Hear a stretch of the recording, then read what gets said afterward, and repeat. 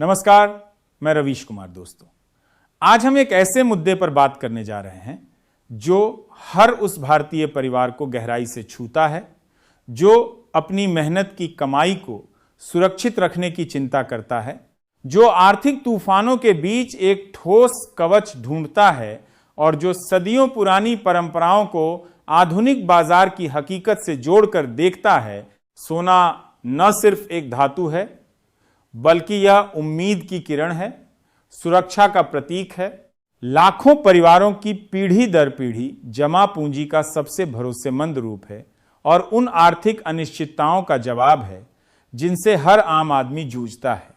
लेकिन आज के बाजार में अचानक आई इस तेज गिरावट ने कई सवाल खड़े कर दिए हैं। क्या यह गिरावट सिर्फ एक अस्थायी सुधार है या गहरी आर्थिक हलचलों का संकेत? चांदी के साथ साथ सोने की कीमतों में आई इस जबरदस्त गिरावट को हम आज विस्तार से हर पहलू को खोलते हुए समझेंगे। अंतर्राष्ट्रीय बाजार से लेकर घरेलू सर्राफा बाजार तक, गोल्डमैन सैक्स जैसी बड़ी रिपोर्ट से लेकर आम निवेशक की चिंताओं तक, सब कुछ इस चर्चा में शामिल होगा। दोस्तों, भारतीय सर्राफा बाजार के अनुसार आज सोने और चांदी दोनों में उल्लेखनीय गिरावट दर्ज की गई है। गहने बनवाने वालों, शादी ब्याह की तैयारी करने वालों के लिए यह एक राहत भरी खबर हो सकती है, लेकिन जो लोग लंबे समय से निवेश के रूप में सोना चांदी देख रहे हैं, उनके लिए यह सोचने का विषय है कि आगे बाजार की दिशा क्या होगी।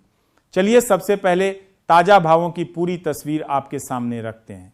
24 कैरेट सोने की बात करें तो प्रति 10 ग्राम की कीमत करीब 45 रुपए के आसपास पहुंच गई है, जहां पिछले कुछ दिनों की तुलना में 2000 रुपए से ज्यादा की गिरावट दर्ज की गई है।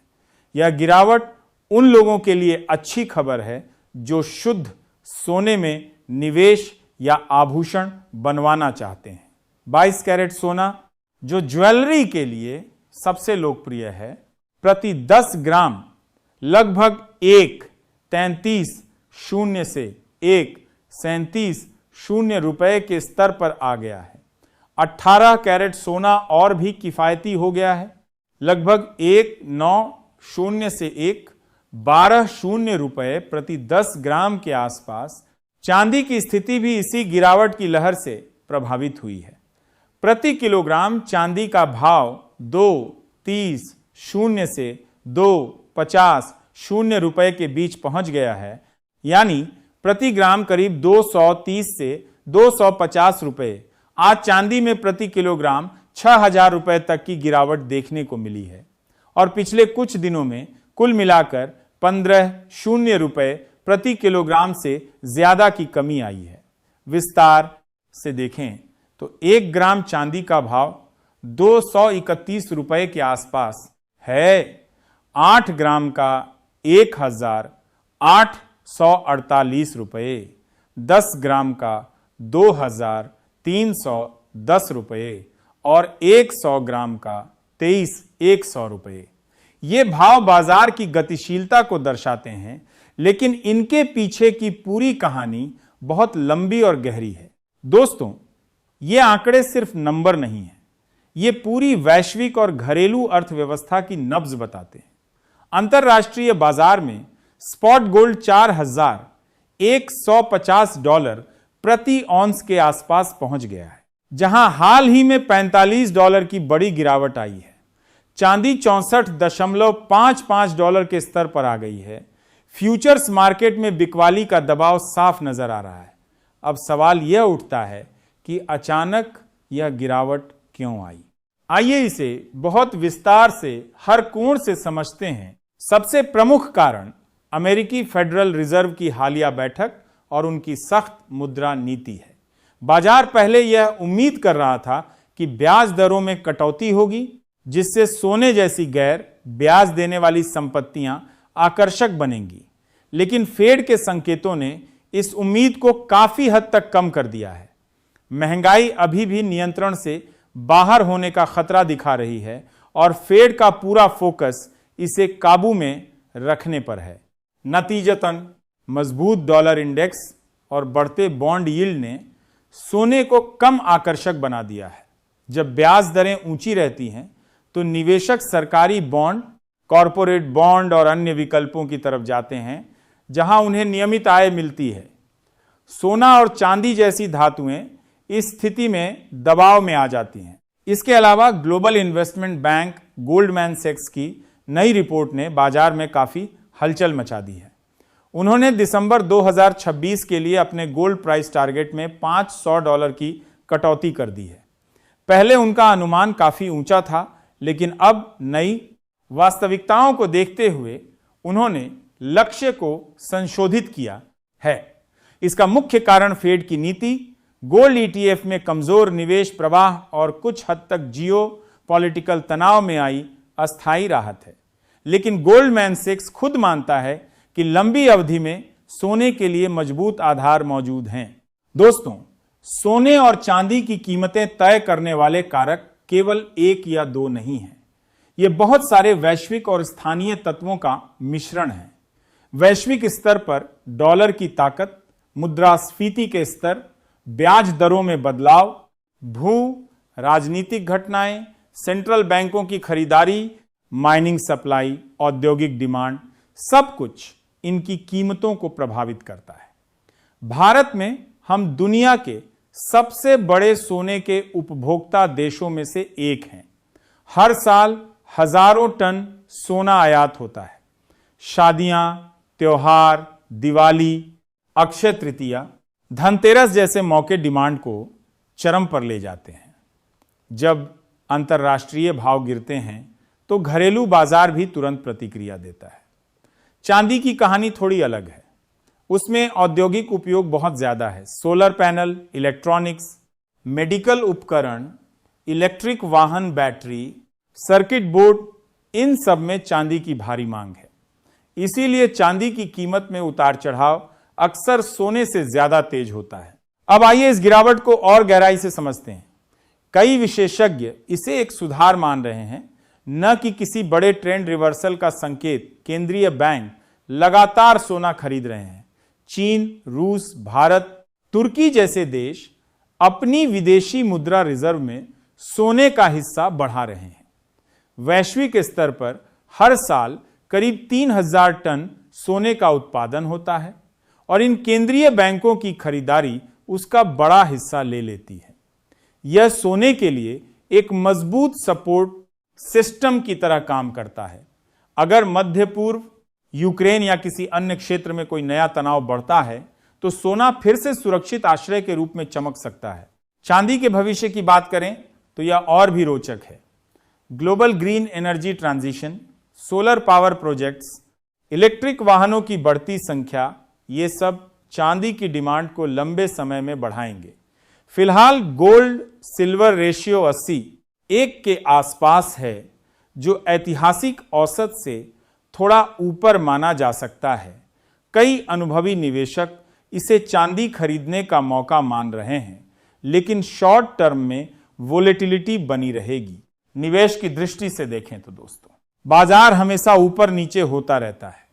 आज गिरावट है तो कल तेजी आ सकती है।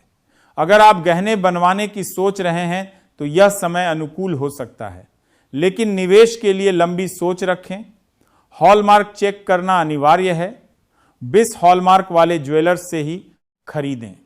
22 कैरेट ज्वेलरी के लिए सबसे ज्यादा इस्तेमाल होता है क्योंकि इसमें शुद्धता और मजबूती का अच्छा बैलेंस है। 24 कैरेट शुद्ध निवेश के लिए बेहतर है।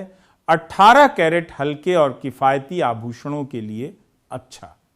खरीदते समय मेकिंग चार्ज, वेस्टेज और 3% जीएसटी का पूरा हिसाब जरूर लें। डिजिटल विकल्प भी आजकल बहुत लोकप्रिय हो गए हैं। Digital gold, sovereign gold bond, gold ETF, ये स्टोरेज, सुरक्षा और चोरी के खतरे से बचाते हैं। चांदी में सिल्वर ईटीएफ और फ्यूचर्स ट्रेडिंग के जरिए निवेश संभव है, लेकिन हर फैसला अपने वित्तीय सलाहकार से चर्चा के बाद ही लें।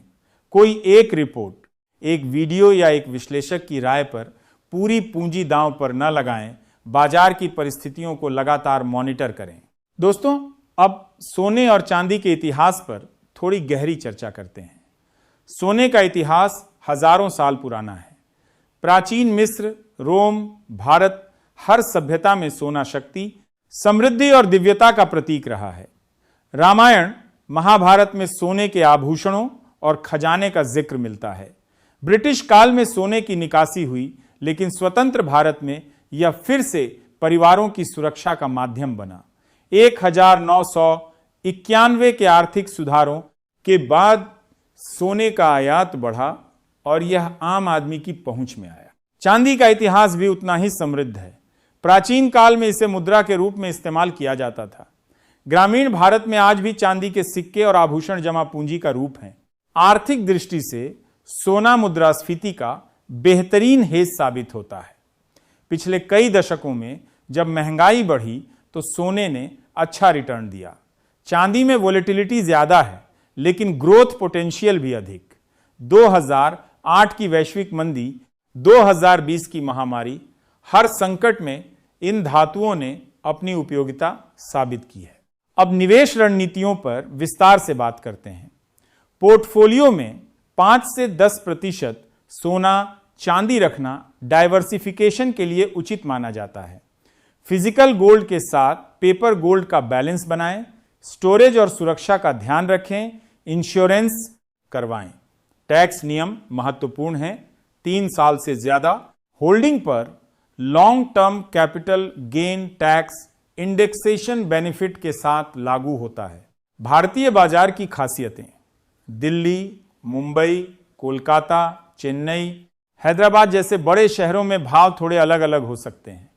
ग्रामीण क्षेत्रों में मेकिंग चार्ज कम, लेकिन विश्वसनीय विक्रेता चुनना जरूरी। खरीदते समय कई जगहों से तुलना करें, प्यूरिटी टेस्ट करवाएं, दीद, हॉलमार्क जांचें। बिक्री करते समय बाजार के उच्च स्तर का इंतजार करें। भविष्य की संभावनाएं: अगर फेड ब्याज दरों में कटौती करता है या कोई नया भू राजनीतिक संकट उठता है तो तेजी लौट सकती है। गोल्डमैन सैक्स जैसे संस्थान लंबी अवधि में सकारात्मक हैं। साल की दूसरी छमाही में रिकवरी की उम्मीद की जा रही है। चांदी में इंडस्ट्रियल बूम से और तेज बढ़ोतरी हो सकती है। सोने की माइनिंग प्रक्रिया कितनी जटिल है? पर्यावरण प्रभाव, लेबर मुद्दे, लागत। चांदी की माइनिंग भी इसी तरह चुनौतीपूर्ण है, लेकिन रिसाइकलिंग का योगदान बढ़ रहा है। भारतीय संस्कृति में सोना लक्ष्मी का प्रतीक है। शादियों, पूजा पाठ, त्योहारों में अनिवार्य। चांदी बर्तनों, पूजा सामग्री और आभूषणों में उपयोगी।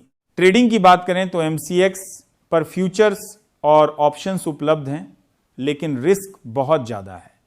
Support, resistance level, technical analysis, fundamental data जैसे GDP ग्रोथ, इन्फ्लेशन रिपोर्ट, बेरोजगारी आंकड़े, सब पर नजर रखें। दोस्तों, यह गिरावट कई छोटे निवेशकों और गहने बनाने वालों के लिए राहत है, लेकिन बड़े सवाल यह है कि क्या यह खरीदने का अच्छा मौका है?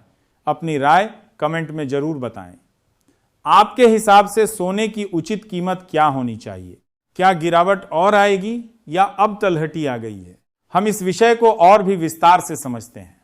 सोने की कीमतों पर प्रभाव डालने वाले हर कारक को अलग अलग लेते हुए देखें। मुद्रास्फीति जब बढ़ती है तो सोने की मांग बढ़ती है। ब्याज दरें ऊंची रहने पर दबाव, डॉलर मजबूत होने पर गिरावट, सेंट्रल बैंक खरीदारी सपोर्ट। सप्लाई डिसरप्शन से तेजी डिमांड साइड पर। ज्वेलरी, निवेश और इंडस्ट्री। भारत, चीन की ज्वेलरी डिमांड दुनिया का बड़ा हिस्सा। चांदी में औद्योगिक डिमांड 50% से ज्यादा। Solar, EVs, electronics, green transition चांदी को फायदा पहुंचाएगा। रेशियो एनालिसिस निवेशकों के लिए महत्वपूर्ण केस स्टडीज। 2008 मंदी में सोना चमका, 2011 में पीक, 2020 महामारी में नई ऊंचाई।